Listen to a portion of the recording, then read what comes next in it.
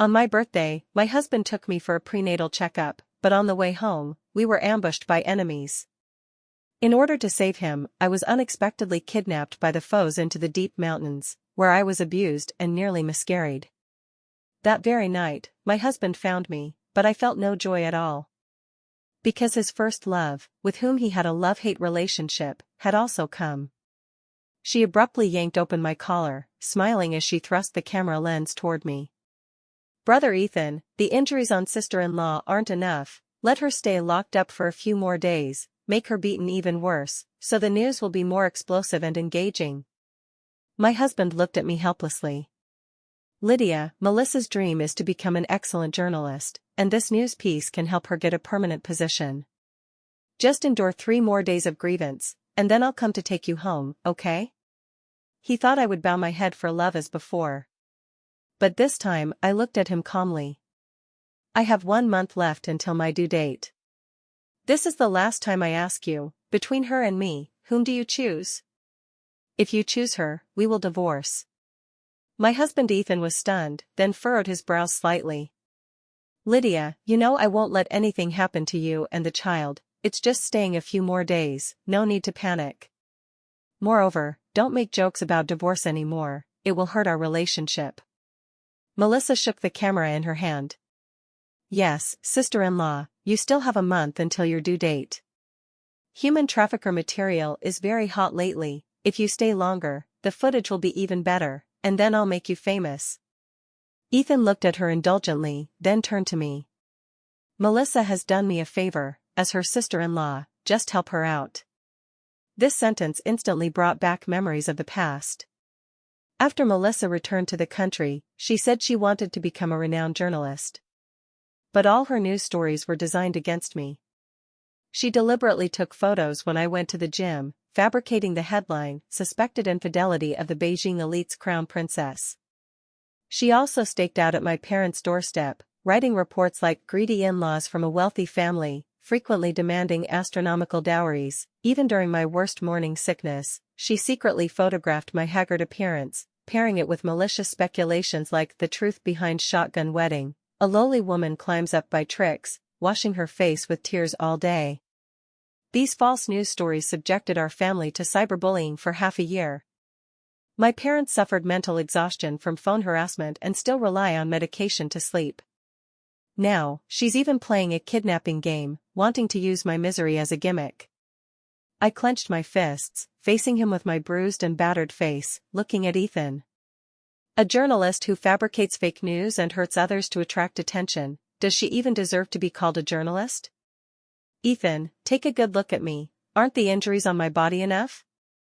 How else do you want me to help?" Ethan looked at my wounds, a flash of pity and heartache in his eyes. Melissa immediately looked at Ethan aggrievedly. "Brother Ethan, why does sister-in-law describe me as so vicious? If she's unwilling, fine, although I can't explain to the editor-in-chief, worst case, I won't be a journalist anymore." Ethan immediately set aside his hesitation. "Being a journalist is your dream, how could I shatter it? Lydia, stay a bit longer, I promise no one will hurt you, and I'll come to take you home as soon as the time is up." I felt as if struck by lightning, staring at him with a pale face. I never expected that for his first love's career, he would willingly hand over his wife, 6 months pregnant, to be humiliated by human traffickers. Melissa smirked triumphantly, leaning close to my ear. "Just now, sister-in-law said all my news is fake?" Then, the news about the Beijing elite's wife being kidnapped into the deep mountains, humiliated by multiple people, and reduced to a broken shoe. This time, I'll definitely find a way to make it real. No need to thank me too much." Her voice carried undisguised malice. Without hesitation, I grabbed her curly hair and punched her heavily, just like how those traffickers had beaten me. "Ah, it hurts." Melissa let out a shrill scream, and the camera clattered to the ground. "Lydia! Let go." Ethan's face changed drastically, he rushed over, pushed me away, and then tightly protected Melissa behind him. The look he gave me was filled with shock and anger. "When did you become so vicious, actually hitting someone? Don't you know she's delicate and frail, getting beaten hurts her?" His force was so great that I nearly fell to the ground, an immense suffocation and stinging pain overwhelmed me. Seeing the man who once promised to protect me now fiercely protecting another woman, I felt utmost sorrow. She's delicate and frail, but am I strong? In my belly, I'm even carrying your child. Ethan's face stiffened. Melissa weakly buried herself in Ethan's arms, crying like pear blossoms in the rain, her shoulders trembling incessantly. Brother Ethan, don't blame sister-in-law, it's my fault, I was too eager to achieve results. Sister-in-law's anger is justified, but it hurts so much, sister-in-law hits too hard. This is your sister-in-law's wrongdoing, I'll apologize on her behalf, Ethan said, holding her distressedly, sternly warning me. Lydia, once Melissa's news draft is completed, I'll definitely come to pick you up, don't make any more fuss, or I'll really get angry. With that, he embraced the sobbing Melissa and turned to leave. I watched his figure, seeing him abandon me once again for Melissa. My heart reached the depths of despair. Enough, I won't allow him to turn the knife on me anymore just because I love him. I forcibly suppressed the surging anger and stinging pain in my chest, got up, and ran out with my big belly. Ethan was just about to get in the car when he saw me running, and his face changed abruptly. Lydia, don't run, be careful with the child. Someone, quickly chase after madam. I fled in panic, with many people closely pursuing from behind. At that moment, I suddenly felt a push from behind, tumbling down the hillside unprepared, and a heart-wrenching pain instantly swept through my body. I lay paralyzed in the rubble at the bottom of the slope, a warm wetness rapidly spreading beneath me. Ethan, who had chased after, saw this and trembled in fear, immediately rushing down. Lydia, hold on. Brother Ethan, don't move. But Melissa grabbed him, quickly raising the camera, aiming the lens at my desperate face and the blood between my legs. This is the shot I wanted, it's perfect. With this, the editor-in-chief will definitely give me a permanent position. I was in unbearable pain, feeling the blood spreading massively on my body. Tears kept rolling down, I mustered all my strength to squeeze out a voice, begging Ethan. Please, save me, and save our child. But Melissa anxiously shouted, Brother Ethan, wait a bit longer, I need multi-angle shots. If we miss this time, there won't be another chance. Have you forgotten the scar on my back from saving you back then? Consider this repaying that favor, please. Ethan's gaze kept shifting between me and Melissa. Finally, he pursed his lips, looking at me awkwardly. Lydia, hold on a little longer, endure it, okay? I promise you, I'll find the world's best obstetrician for you, we can definitely save our child. Trust me. Upon hearing this, I completely froze. Tears welled up from suffocation and heartache, I closed my eyes in despair. He had made many vows to me. At our wedding, he said he would protect me for life, never allowing anyone to bully me. Yet, he allowed Melissa to write false reports, maliciously slandering me. When I was pregnant, he was ecstatic, saying that the child and I were his world, and we would always be his top priority. Now, after we narrowly escaped death, he wasn't in a hurry to save us but let Melissa finish her shooting and organize her material first. A tear slid down from the corner of my eye. It's over. The bond between him and me is truly and completely severed. When I opened my eyes again, I was in the hospital. Ethan had been sitting by the bed guarding me for 3 days, carefully moistening my chapped lips with a cotton swab dipped in water. Seeing me awake, he was immediately overjoyed. Lydia, you're awake, how do you feel? The familiar heaviness in my body was gone, and a huge panic gripped me. With a hoarse voice, I subconsciously asked, where's the child? Ethan's movements suddenly froze, his voice heavy. The child couldn't be saved in time, but we're still young, we'll have more children in the future. My heart felt as if pierced by thousands of needles, painful to numbness. It's better that it's gone, at least it won't become Melissa's material like me. My eyes were vacant, and I forced a miserable smile. Ethan, let's divorce. Ethan immediately became anxious. Lydia, don't say silly things. I know losing the child must be very hard for you, and I'm heartbroken too, I won't agree to a divorce. This time it's my fault for not getting you medical help in time. I'll definitely compensate you well." After saying that, he seemed afraid to continue talking with me. "Your body is weak. I'll go get you some nourishing things. Wait for me to come back." He leaned down to kiss my forehead, but I coldly avoided it. His face became even stiffer, and he left the ward dejectedly. Moments later, the ward door was pushed open again. Melissa walked in, her face showing undisguised triumph and mockery. "Sister-in-law is awake, tisk tsk, the child wasn't saved, must be very painful, huh? However, thanks to you and that unfortunate child, my exclusive report on the human traffickers kidnapping a wealthy madam has unprecedented response. The editor-in-chief directly gave me a permanent position and even awarded me. Tell me, wasn't your child's death very valuable? Melissa, you've gone too far." Looking at Melissa's smug face, the pain of losing my child pierced my heart. I couldn't hold back anymore, grabbed the fruit knife beside me, and stabbed directly at her. "Ah!" Melissa was caught off guard and took the stab. The triumph on her face turned to terror, her abdomen instantly stained red with blood. At that moment, Ethan pushed the door open carrying the nourishing soup. "Lydia, the soup is ready." His voice stopped abruptly, followed by the nourishing soup in his hand shattering. "Lydia! What are you doing?" He suddenly rushed over with eyes blazing in fury, snatched the knife from me, slapped me hard, then frantically hugged the tottering Melissa. "Are you crazy, actually using a knife to hurt someone? She just came to see you, to comfort you. Why can't you tolerate Melissa, wanting to kill her?" I had just experienced massive bleeding, and his slap sent me directly to the ground. My lower abdomen throbbed in pain again, blood flowing out beneath me. My face was pale, and I groaned in agony. But Ethan didn't glance at me, anxiously picking up Melissa and rushing out of the ward. In the past, Ethan would distrustfully coax me for a long time even if I shed a tear. Now, for his first love, he hits and pushes me.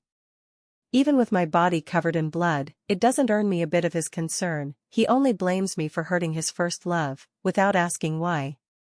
With red eyes, my pale face shed no more tears for him. Touching my now flat belly, with a heart as dead as ashes, I called the lawyer. "I want to divorce Ethan, please prepare the agreement. Since the bond is broken, let's break it completely." I entered the operating room again, and after coming out, no one was by my side to care for me. But when Melissa came out of the operating room, Ethan was always with her, even moving his work to her ward, protecting her inseparably. During hospitalization, fearing my parents would worry, I endured without contacting them.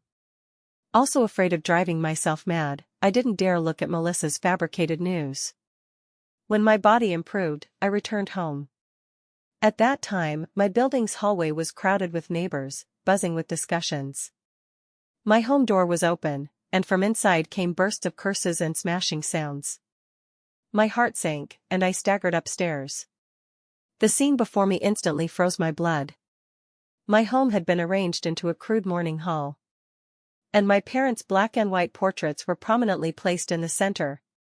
The photos were splashed with glaring red paint, trickling down the glass like trails of blood tears.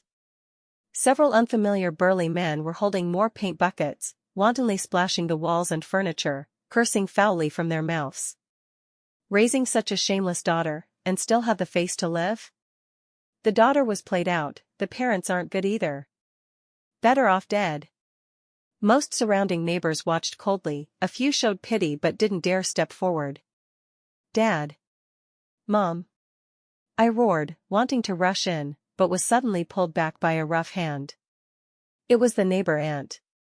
She looked panicked, forcefully dragging me into her home and quickly closing the door. "Lydia! You're finally back." Aunt slapped her thigh, tears surging out. "Your parents are gone." My whole body trembled, almost unable to stand. When did it happen? My parents, they were always in good health, how could they suddenly be gone? Aunt wiped her tears, lowering her voice. "The matter of you being kidnapped by traffickers is known worldwide. A few days ago, many indecent photos of you exploded, videos too. They all say you're a slut. Marrying Ethan was to climb up by bearing a child, but usually restless, always going out to play with men. That's why you were kidnapped by traffickers. Of course your parents didn't believe it, but they couldn't find you, so they could only go to the Sioux Group building entrance, kneeling to beg Ethan to use his connections to rescue you. But your husband insisted the timing wasn't right, telling them to wait a bit more. Your parents weren't in good health. This half-year of cyberbullying nearly broke their spirits, and those keyboard warriors somehow knew your parents' address, actually coming to the door to humiliate them. She choked, almost unable to continue. Your parents completely collapsed, turned on the gas at home, and committed suicide. I stood stunned, my blood as if frozen in an ice cellar, my mind blank. Before accepting the cruel fact, my phone vibrated wildly in my pocket. I mechanically pressed the answer key. Lydia, have you seen your parents' portraits? Happy? Melissa's malicious voice came from the receiver, splashed with red paint, so vibrant, so fitting. Oh, right, forgot to tell you, she chuckled lightly, with undisguised triumph. Exposing your parents' address, organizing people to call and greet them, coming to the door to humiliate them, all done by your good husband, Ethan. This is the price for stabbing me. Are you satisfied with this return gift? I rushed madly to the Sioux Group's office. I charged to Ethan's desk, slamming my hands on the tabletop, my body trembling violently from extreme anger and grief. My small face pale, expression frenzied. Was it you? Those people cyberbullying and humiliating my parents, were they sent by you? Ethan looked at me, with no trace of guilt in his eyes. It was me who arranged it, Lydia. This is the punishment you deserve. Who told you to stab Melissa with a knife back then? I widened my eyes, looking at Ethan in disbelief. So, to avenge Melissa, you chose to force my parents to death? Have you forgotten, at our wedding, how you promised to support my parents with me until their old age? No wonder he didn't make things difficult for me. I thought it was because he still cherished our marital bond. Unexpectedly, he had already given me the harshest and heaviest lesson. Ethan pursed his lips. I didn't intend to kill them, you acted so viciously. I just wanted to pressure your parents, then teach you a lesson. I wanted to make you behave. Didn't expect Uncle and Aunt to be so fragile, committing suicide after being scolded a few times. Looking at his cruel face, all my strength seemed instantly drained, staggering back a step and collapsing limply to the ground. Seeing my disheveled and haggard appearance, Ethan hurriedly came to me, softening his tone a bit. Lydia, things have come to this, I'm heartbroken too. But the dead can't be revived, I'll treat you well from now on, don't cry, He reached out to touch my shoulder, but I fiercely shook it off. He sighed, his eyes finally showing heartache. If you want to cry, cry, Melissa, because of the exclusive trafficker report, not only got permanent status but also won the Newcomer Award. Tonight, I'm preparing a celebration banquet for her on the Star Dream cruise ship.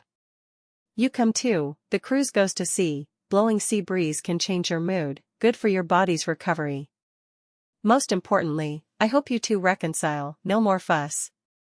I fell and bled massively, narrowly escaping death. He protected Melissa, letting her take photos to help her get permanent status as a journalist. My parents died from cyberbullying, and he has no remorse. Not only holding a celebration banquet for Melissa, but also wanting me to attend. I laughed, laughing extremely maniacally. Fine, I'll celebrate for her, you wait. On the night of the celebration banquet, the yacht dock was brilliantly lit, guests like clouds. Ethan in a custom suit, frequently looking at the entrance, but never waiting for my figure. Where's Madam? Have you contacted her? The assistant just hung up the phone, speaking with a terrified face. Ethan. Madam won't come, she started a live stream online to report to the police. In the identity of a victim, she exposed that Miss Melissa and you are the murderers who caused 3 deaths. Now, the viewer count has exceeded 3 million. Ethan's smile on his face instantly froze. He seemed to have heard an utterly absurd joke, his mouth even twitching uncontrollably. What nonsense are you talking? How could Lydia livestream saying such baseless words? She loves me so much, she's just throwing a tantrum, impossible to say I harmed people. He didn't believe it at all. In his deeply ingrained perception, Lydia was forever that gentle, obedient woman. All her emotions and resistances would ultimately subside under his soothing. She couldn't leave him, like a fish can't leave water. Exposing him? Absolutely impossible. The assistant was anxious with sweat on his forehead, disregarding much, directly handing his phone screen to Ethan. On the screen was that live stream exploding the entire internet. The online viewer count jumped crazily, already approaching 4 million. In the center of the screen was me. No makeup, pale face, swollen red eyes. I was still wearing that loose hospital gown, reminding everyone of the trauma I had just endured. My voice came through the speaker. Yes, I just lost my 9-month-old fetus. Not because of an accident, but because his father, the renowned Beijing elite Prince Ethan, to fulfill his childhood sweetheart Melissa's permanent news draft, when I tumbled down the slope bleeding non-stop, begging him to save our child, chose to stand by and watch. He personally said to me, "Lydia, hold on a little longer, endure it, okay?" I paused, gazing directly at the camera. And my parents, they lived innocently, kind to others. Yet because of Miss Melissa's series of false reports targeting me, they suffered half a year of cyber violence. When they were extremely anxious about my disappearance, kneeling at the Sioux Group entrance begging Ethan to save me, they got the same cold response of "the timing isn't right." Even more outrageous is that Mr. Ethan, my husband, personally sent people to plan and promote the second round of cyber violence against my parents, exposing their address, organizing manpower for phone harassment and offline insults. Ultimately, my parents, unable to bear the humiliation, chose to turn on the gas at home, and committed suicide. My voice finally carried a barely noticeable tremble. Today, here, I'm not just to pour out my tragic experience. I have formally entrusted Victor Lawyer to sue Mr. Ethan, with reasons including but not limited to marital fault causing major harm, mental abuse, and pursuing his legal responsibility for participating in cyber violence leading to my parents' death. At the same time, I have submitted a divorce application to the court. I picked up a document beside me, showing it to the camera. All related evidence, including partial recordings, chat record screenshots, and the call recording where Mr. Ethan admits arranging the cyber violence against my parents, I have submitted to the police and court. The law will give me, my child, my parents, a fair account. And Melissa, as a journalist, used my whole family's lives as a gimmick. She is also a murderer. If the law can't sanction her, I hope morality can judge her, wishing society won't see such journalists who trample on others' dignity and even lives anymore. Impossible. This can't be. Ethan fiercely grabbed the assistant's phone, staring fixedly at the screen. How dare she, where did she get these? He frantically took out his own phone, trembling fingers finding my number and dialing. Sorry, the number you dialed is currently in a call. Not believing it, he opened WeChat, edited a message: "Lydia, stop the live stream immediately. Let's talk," and clicked send. A glaring red exclamation mark popped up, with a line below, "Message sent, but rejected by the recipient." He was blocked. All contact methods, phone, all blocked and deleted. Only then did he truly feel that I wasn't throwing a tantrum. I really intended to completely sever ties with him and the entire Sioux family, to the death. Huge panic instantly extinguished his initial anger, and unprecedented chaos gripped his heart. He couldn't lose me, at least not in this way of ruin and disgrace. He rushed back to the assistant, facing the still live streaming phone screen, almost roaring as he sent a barrage. "Lydia! Stop. Let's talk properly. Things aren't as you think. I can explain." His account with dazzling noble badge, the barrage exceptionally eye-catching. In the live room, I obviously saw this barrage. My gaze lightly swept over, no fluctuation in my eyes. "Talk?" I gently repeated, as if hearing something amusing. "Mr. Ethan, now you want to talk with me? When my child was gone, why didn't you think to talk with me? When my parents were forced to death by you, why didn't you think to talk with them?" My voice suddenly rose, carrying long-suppressed blood, tears, and accusations. I ask you one last time. Why did you use my child's life? My parents' lives. To please another woman? Is Melissa's permanent position, Melissa's award, that important? Important enough to disregard human ethics, trample the law?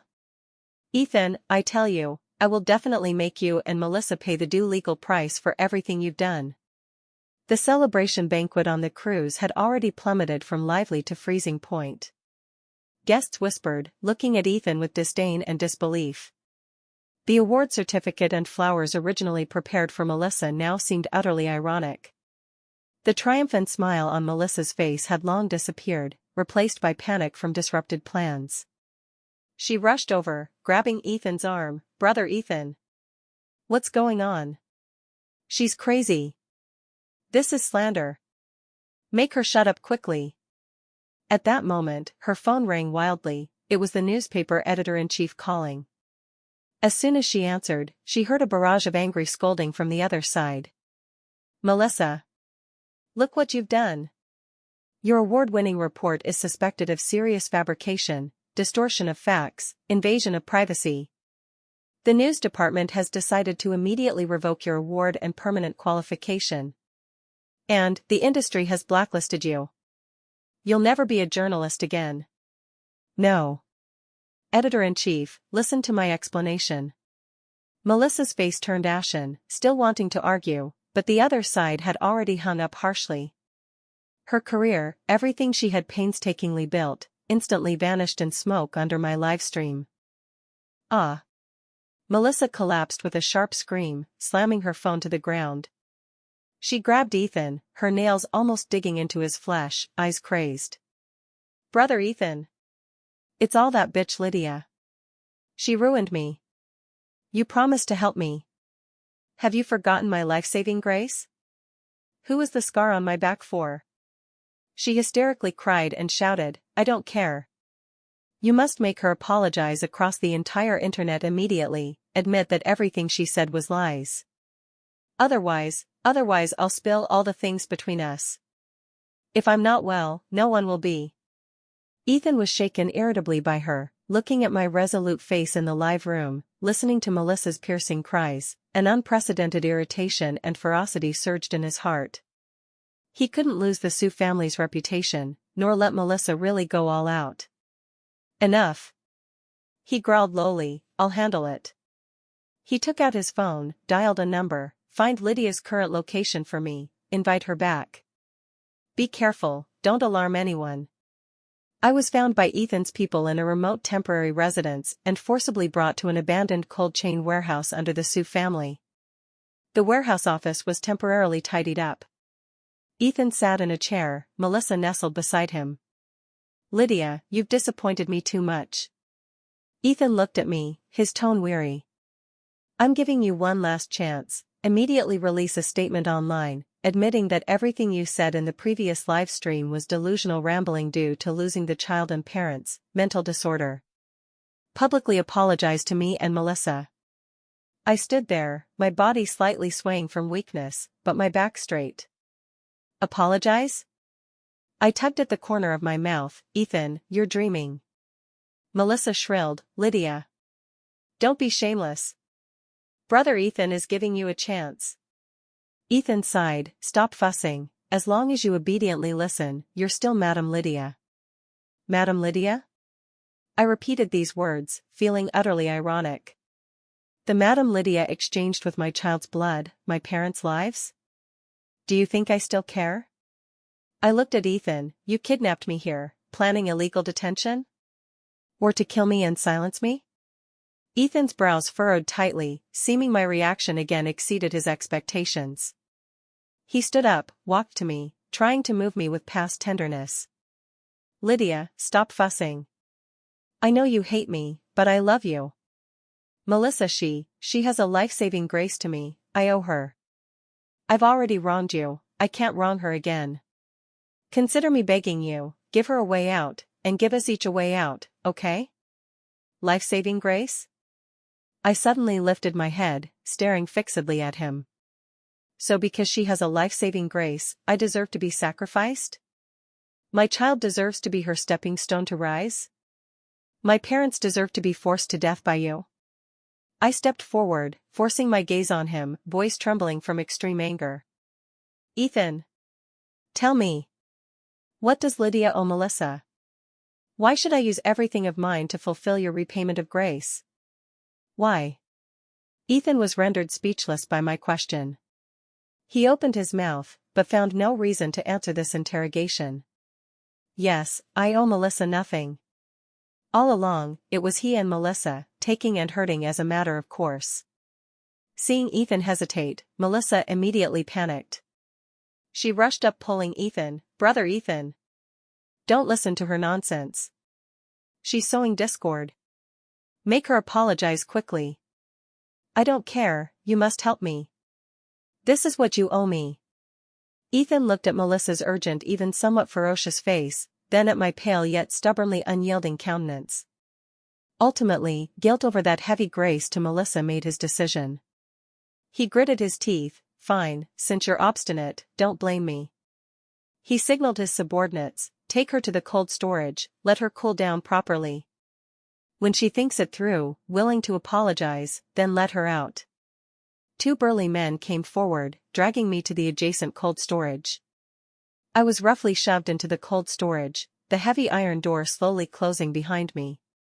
Ethan stood outside the cold storage door, through the small observation window, watching me curled up inside, his heart suddenly aching. But Melissa's incessant complaints beside him hardened his heart. "Lydia, don't blame me, when you cool down, we'll start over," he said lowly to the cold storage door, unsure of comforting me or himself. However, just when he thought everything was under control. Bang! The warehouse door was suddenly smashed open from outside. Blinding police lights illuminated the dim warehouse, a dozen armed police rushed in. "Don't move. Police. Received report, suspected illegal detention, intentional injury here. Everyone hands on head, squat down." Ethan and Melissa, and his subordinates, all stunned, caught off guard and controlled by the police. The leading officer went straight to the cold storage, forcefully pulling open the heavy iron door. Cold air surged out. I hugged my arms, shivering as I walked out. In my hand, I tightly gripped a miniature HD camera and recording device disguised as a button. I looked at the dumbfounded, pale-faced Ethan, shaking the device in my hand. "Ethan, forgot to tell you, from when you sent people to find me, to every word you said just now, every action, including the whole process of locking me in the cold storage, has been live streaming all along." Ethan, as if struck by lightning, suddenly looked at his phone search. My live room was crazily scrolling, barrages all angry condemnations and shouts of "Police are here. Scum go die." He calculated everything, but solely didn't calculate that I was no longer the Lydia he could manipulate. While contacting Victor Lawyer, I also contacted trustworthy media friends, setting up this trap. What I gambled on was that he would ultimately take the path of illegal crime. No, this can't be. Ethan staggered a step, almost unable to stand. Police came forward, cuffing him and Melissa with cold handcuffs. While being escorted out, passing by me, I looked at him, clearly saying in a voice only we two could hear, "Ethan, there's one more thing I think you should know." He suddenly looked up at me. I enunciated each word. 10 years ago, in that abandoned factory in the suburbs, the person who carried you out from the fire, leaving that scar on the back, was me, not her Melissa." Ethan's pupils suddenly contracted, filled with huge shock and disbelief. He abruptly turned his head, looking at the similarly cuffed Melissa, sternly questioning, "Is what she said true? Who exactly saved me back then?" Melissa's body trembled violently, eyes evasive, lips quivering, but unable to say a word. Her extremely guilty expression already explained everything. The truth, at this moment, was laid bare. Ethan seemed drained of all strength, slumping down, only held up by the police without falling. He looked at me, eyes filled with endless regret and pain. The grace he had treasured all along, even sacrificing wife, child, and parents to repay, was actually a scam from beginning to end. Although the Sue family used huge wealth and connections to quickly bail out Ethan and Melissa, public opinion had already boiled over, judicial procedures started, and Sue Group's stock price plummeted. After coming out of the police station, the first thing Ethan did was find Melissa. "Melissa, between us, this is the end." His voice had no warmth. "For the sake of our years of acquaintance, I won't pursue your impersonation of the life-saving Grace, but from now on, don't appear before me again." Melissa still wanted to entangle with past affections and Grace, but Ethan just coldly shook her off, handing her a plane ticket and a check. "Take these, leave the country immediately, never come back. Otherwise, don't blame me for not considering old feelings." Melissa looked at his ruthless back, finally understanding that this man had never truly cared about her. After dealing with Melissa, Ethan locked himself in the room for 3 whole days. He recalled every bit from meeting me to marriage, my past gentleness and love, the silly smile when he pressed against my belly during pregnancy, my parents' care and trust for him as son-in-law. And all this was destroyed by his own hands. Because he misidentified the lifesaver, because of his biased listening and taken for granted sacrifices. He lost the person who loved him most in the world, lost the unborn child, forced to death the in-laws who saw him as half a son. Huge pain and regret gnawed at his heart day and night. Only then did he discover that he had long fallen deeply in love with me unknowingly, love engraved in his bones, but blinded by so-called grace and arrogance. Now with the truth revealed, that love mixed with overwhelming guilt nearly drove him mad. He used all connections, wanting to beg my forgiveness. On the day of the divorce litigation court session, the court entrance was surrounded by reporters. Accompanied by Victor Lawyer, I calmly stepped out of the car. Ethan, who had been waiting there, disregarding the countless cameras and exclamations around, suddenly rushed over, and a few steps away from me, thud, knelt down. "Lydia." He lifted his head, eyes red. "I was wrong. I really know I was wrong. I'm a bastard. I'm blind. I was deceived by Melissa. I'm sorry to you, sorry to our child, sorry to parents." His voice choked, with humble begging. "Please, give me another chance. I beg you. I'll use the rest of my life to compensate you. I'll find the best cemetery for parents, bury them grandly. We can have more children, many children." Looking at this once lofty man, now kneeling before me like a stray dog, repenting and promising with tears streaming, my heart had no ripple, only feeling utterly ridiculous. I slowly walked to him, looking down at him. "Ethan," my voice light, "bury my parents? You're not worthy to mention them. Have more children?" I paused. "Do you think, after all this, I'll let you touch even a finger of mine? You killed my child, forced my parents to death, now kneeling here saying a few repentances, expecting me to forgive you?" I shook my head, word by word, firm and resolute. "Impossible. I will never, ever forgive you." With that, I bypassed him, heading straight to the court gate. Under my persistence and Victor Lawyer's efforts, the divorce litigation proceeded smoothly. The court basically adopted the evidence I provided. And just on the eve of the verdict, Ethan made a decision surprising everyone. He transferred all his personal assets under his name to me gratuitously. At the same time, he voluntarily surrendered to the police, detailing how he instructed people to plan the cyber violence against my parents, ultimately leading to their suicide, and willing to bear all legal responsibility. Before putting on the prison uniform and being escorted to the detention center, through the iron bars, he saw me for the last time, coming as the victim's family to confirm the situation. He looked at me, eyes hopeful. "Lydia. I know whatever I say now is too late. After I go in, I'll reform well. When I come out, can you give me a chance to pursue you again?" I quietly looked at him, for a long time, then gently asked. "Why?" 3 words shattered all his fantasies. The light in Ethan's eyes completely extinguished. He dejectedly lowered his head, escorted by the guard, step by step into the depths of the high walls and iron nets. And I, standing outside the detention center, looking at the azure sky outside, took a deep breath. The sunlight was somewhat dazzling, but I felt Lydia's brand new life, from this moment, had just begun.